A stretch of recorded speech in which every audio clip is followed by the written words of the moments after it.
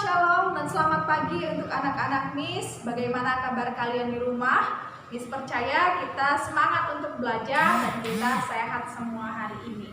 Nah, di hari ini kita akan kembali memulai pelajaran kita, meneruskan pelajaran kita tentang karya penyelamatan Allah. Kita sama-sama buka buku kita dari halaman 44. Nah, jauh-jauh hari ketika manusia jatuh ke dalam dosa, Allah telah menyatakan bahwa Dia akan membuat sebuah jalan keselamatan untuk manusia. Namun sebelum itu Tuhan telah menunjukkan dirinya kepada banyak orang.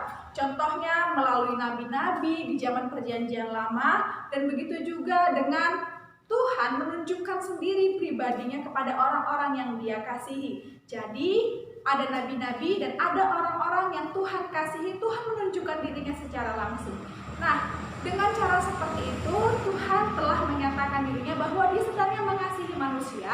Dan di dalam Kejadian 3 Tuhan telah berjanji bahwa Dia akan mengirimkan seorang juru selamat. Nah, juru selamat itu adalah siapa? Seperti yang kita ketahui, Tuhan Yesus adalah pribadi yang turun ke dunia untuk menyelamatkan setiap kita. Nubuatan-nubuatan tentang kelahiran Yesus telah disampaikan oleh nabi-nabi Tuhan jauh sebelum Tuhan Yesus lahir. Di zaman Perjanjian Lama, cara manusia untuk menyucikan dosanya adalah dengan melakukan korban penebusan dosa. Jadi, ada hewan yang akan disembelih untuk menanggung dosa manusia. Akan tetapi hal itu tidak cukup. Karena apa? Manusia terus saja berbuat dosa setiap harinya. Contohnya, baik yang disengaja maupun yang tidak disengaja. Kadang-kadang kita tidak sengaja berbohong. Kadang-kadang kita tidak sengaja timbul di hati kita keinginan atau hal-hal yang tidak baik. Nah, kadang-kadang kita secara sadar ataupun tidak sadar telah berbuat dosa. Nah, hal-hal yang seperti ini tidak bisa diselesaikan hanya dengan korban penebusan dosa. Dan terlebih, manusia dengan Tuhan sangat jauh berbeda. Allah adalah kudus dan suci adanya, sementara manusia penuh dengan dosa.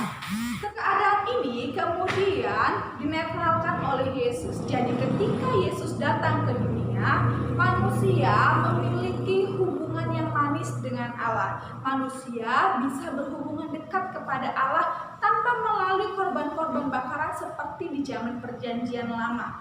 Jadi kita cukup menerima Tuhan Yesus sebagai Tuhan dan Juru Selamat kita, menerima di dalam hati kita, kemudian kita bisa bebas berdoa kepada Tuhan, bisa beribadah langsung kepada Tuhan, bisa menyatakan isi hati kita langsung kepada Tuhan, bisa bertemu secara pribadi kepada Tuhan.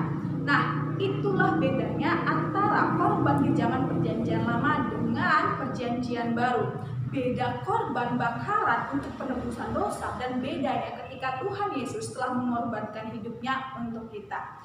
Hari ini sampai di sini saja video kita. Tuhan Yesus memberkati. Shalom.